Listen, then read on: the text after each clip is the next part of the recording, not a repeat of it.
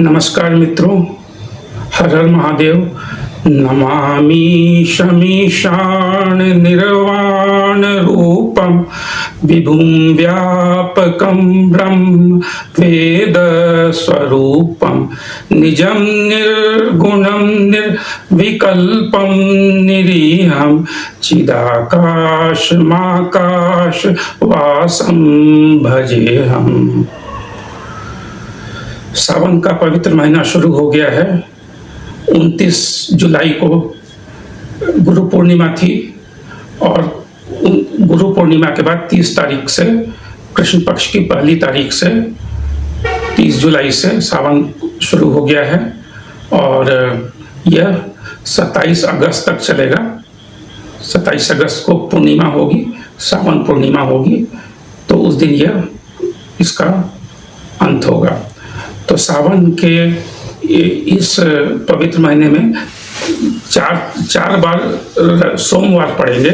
वो 3 तारीख, 10 तारीख, 17 तारीख और 24 तारीख को अगस्त महीने में ये 4 सोमवार पड़ेंगे।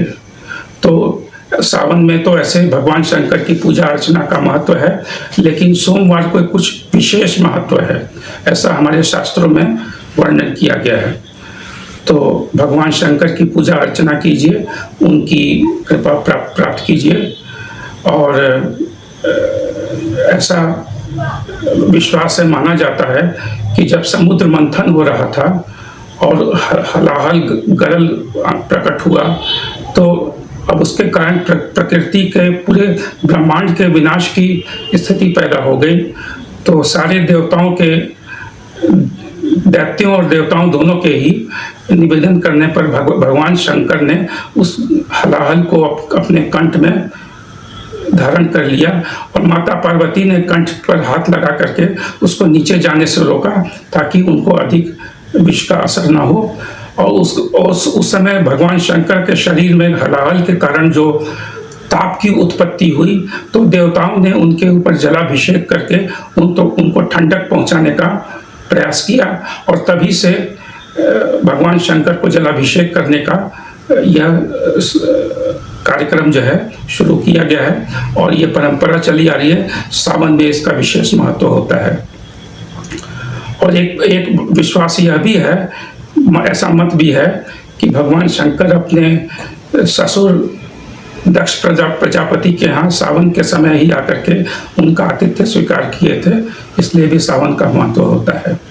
सावन में कुछ नियम भी अगर लोग पालन करें तो अच्छा होता है। एक तो होता है कि सात्विक भोजन करना चाहिए, मांसाहार का जहाँ तक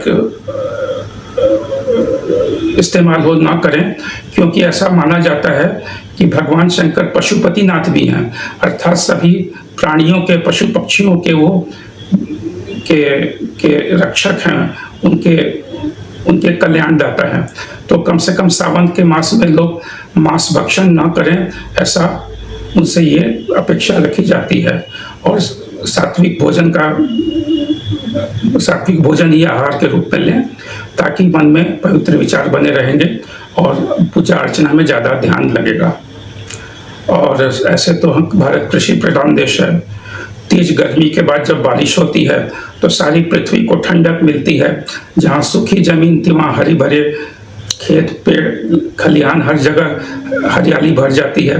कृषि कार्य के लिए बड़ा महत्वपूर्ण समय है, धान की खेती होती है इसी समय और चारों ओर बड़ा उत्सव वाला माहौल रहता है। पशु पक्षी चहचहाने लगते हैं, पेड़ पौधे एकदम खिल उठते हैं, मौसम बड़ा सुहावना हो जाता है। तो यह भी है। और सावन के अंतिम दिन, जिस दिन की शुक्ल पक्ष की पूर्णिमा का दिन होता है, तो उस दिन रक्षाबंधन भी मनाया जाता है। उस दिन चंद्रमा पृथ्वी के सबसे नज़दीक होते हैं, धनिष्ठा नक्षत्र में होते हैं।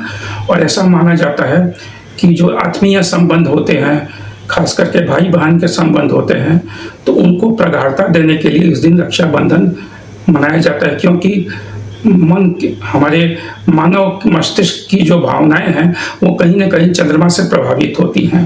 तो जिस समय चंद्रमा बिल्कुल नज़दीक है, उस समय भाई बहन एक दूसरे के प्रति इस प्रेम का इजहार करते हैं, इसको इस प्रेम को दिखाते हैं रक्षाबंधन के माध्यम से, तो वो प्रेम हमेशा भाई बहन का बना रहता है, जीवन पर्यंत वो संबंध बना रहता है, उसमें प्रगाढ़ता बनी रहती है। और रक्षाबंधन के दौरान व्रत और संयम तो करना ही है। और दूसरा ये भी है कि शिव का जो हम लोग रूप देखते हैं वो शिव मूर्त रूप में तो है ही, और शाश्वत जो सच्चिदानंद ब्रह्म, निर्गुण ब्रह्म का भी प्रतीक शिव जी हैं। तो उनके प्रति हम लोग चाहे सगुण रूप में अपनी भक्ति प्रकट करें या निर्गुण ब्रह्म के प्रति अपनी भक्ति प्रकट करें, तो शंकर भगवान दोनों ही प्रकार की भक्ति से प्रसन्न होते हैं।